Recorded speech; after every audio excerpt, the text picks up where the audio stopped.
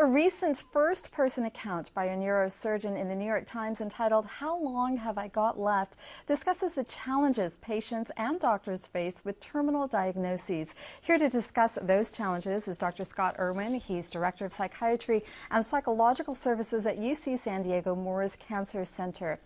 Dr. Irwin, welcome. Thank you for having me. In the New York Times piece, neurosurgeon Paul Kalanithi writes that doctors are taught to be vague when telling terminally ill patients how long they've got left. Why is that?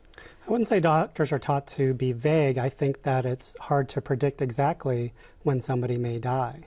And so you want to give people a general sense. Is it days to weeks, weeks to months, months to years? And I know it must range, but how much level of detail do patients who have a finite time left to live, how much level of detail are they seeking about their own condition? I think it varies by patient, and that's what patient-centered care is all about, is meeting them where they are, asking them what do they want to know and at what level of detail, and at what time do they want to know that information. And how important is it for a patient to make a plan? How important is it for a patient to have some predictability in the weeks, the months going forward? Well, none of us like unpredictability. That's very anxiety-provoking. So I think that it is important for patients to have the information that you can give them so that they can make a plan. What I like to tell patients is hope for the best but plan for the worst. And that way, no matter what happens, they're sort of prepared for what is coming. Quite often when patients don't prepare for the worst, they're sort of taken by surprise and can often be angry.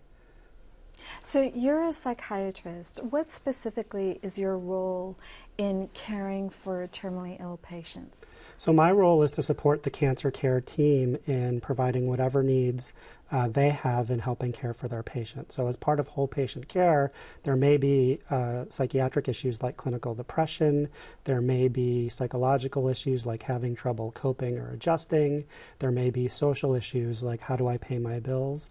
So whatever the patient may need that's not specifically part of sort of the medication treatment or the surgery and all of that stuff, we help the team to provide the rest of that to round out whole person care. And there must be circumstances where a patient was perfectly healthy, didn't have depression before the diagnosis, but develops it afterward. How common is that? I find that's usually the case. Most of the patients I meet in the cancer center have never had depression before, never seen a psychiatrist before. And unfortunately, many people say, well, of course they're depressed, they have cancer. Well, it's normal for all of us to be sad and blue from time to time. It is actually probably normal for people with cancer to be more sad and blue from time to time. But only 15% meet criteria for clinical depression. So 85% of people with cancer do not have clinical depression. It is not a normal part of the cancer experience, and we can treat it. We can intervene and reduce the suffering caused by depression. So how difficult is it? You've got a patient who's terminal, and they have to deal with the process, the medical process of that, going through treatments. And then you develop this other problem like depression or anxiety. How much more difficult does that make the process? It can make it much more difficult, from not wanting to get out of bed to go to the cancer center to get your treatment, or being afraid to go there because of your anxiety. Physical symptoms like pain get harder to treat when you have those things. So it's very important that my service, along with the whole cancer care team, and really we are part of the cancer care team, addresses all of those issues aggressively and at the same time. How common is it for these patients to say, look, I've got this terminal diagnosis, just take me now. I don't want to live anymore? I think there's a spectrum. Some patients will say, you know, I want this to be over, or I'd rather die sooner than later. Some are actively thinking about how they might take their own lives, and some actually make plans to do so. It's not that common. Usually everyone with cancer is thinking about death more than the rest of us, and some are thinking about it being over sooner rather than later. And so we need to find out what that's about and meet them where they are. It might be they're thinking that because they're in pain that we can treat, or other things that we can intervene with.